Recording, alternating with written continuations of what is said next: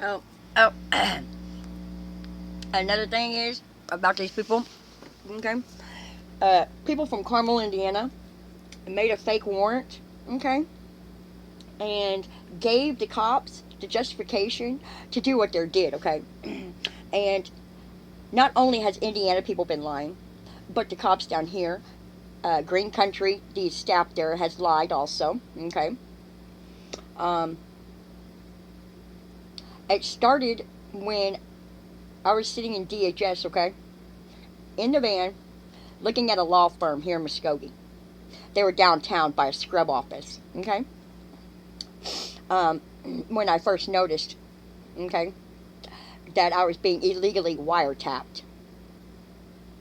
And that was to get the story because I was so traumatized because a male here in Muskogee stated, well, I was a caregiver, okay, and I would go over there every morning, help him feed his daughter with her Mickey button, which is a feeding tube that goes directly into the stomach. At the same time, I had to help with the boys, which they're adults, so all they had to do was, get dressed, be someone to cook for their food, to have breakfast, lunch, and dinner. Okay. Um, at the same time, their dad, which is the guy I was caregiving for, did not help whatsoever. He was a drug addict, um, and everything else. Okay, which wasn't right. I tried to call Muskogee Police Department because of the drugs being in the house, and they did not, like I said on the other videos, did not do a actual legal search. Okay, and no one got arrested. And I called that. Okay, then I called the DHS hotline 5 times. Okay, um, and the only thing that was done was relinquish the rights. And this was after this man more than on more than one occasion. As I went over there to get this little girl dressed for school, fed for school, and ready for school, I would have to go over there and walk in on him sleeping butt naked with his daughter there. That's called lewd acts on a child. That means it's a form of basically molestation. And they allowed it. That man threatened homicide suicide, which he was supposed to have a 72-hour drop for his mental health in a facility for 3 days. That's 72 hours, I think. Don't quote me on that. My memory supersedes me on some things, but that's okay. Um, and then at the same time, those children should be in emergency placement. Okay? That did not happen. Not at all. And severe neglect came out of it. That little girl was, because I chose to have a 2-day break, okay? I wasn't feeling good, and I felt like me running a fever would get them sick and everything. I just was not going to do it. Once I felt like my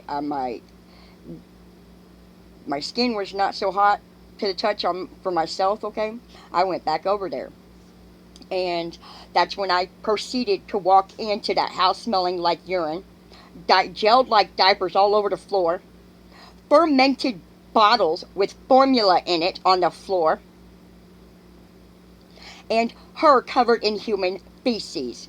Her bedding covered in human feces, smeared all over the bed and some parts of her pillow. I was traumatized so much in that moment. As a caregiver, I did not take pictures. I didn't do this, I didn't do that, because I was traumatized. Because why? I, as myself, was already put in that situation as a child. And because of child abuse sustained as a child, I grew up advocating for other people, giving them advice because of their situation. Whether it's domestic violence, um, I'm seeing different behaviorals that in their relationships that aren't good because of their insecurities. I allow them to know the best I can, and they don't like it at all. They don't like it at all. Um,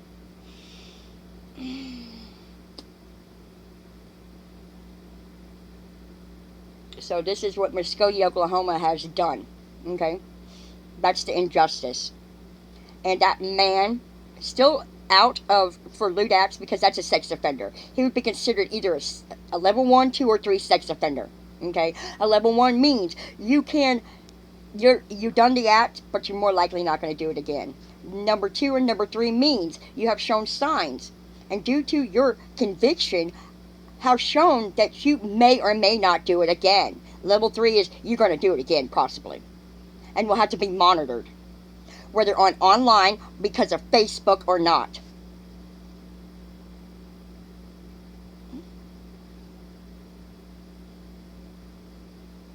The lawyer that sent me a piece of paper stating that I had a warrant out of Indiana for driving without a license, no, because I live in Oklahoma. I've lived in Oklahoma since 2010.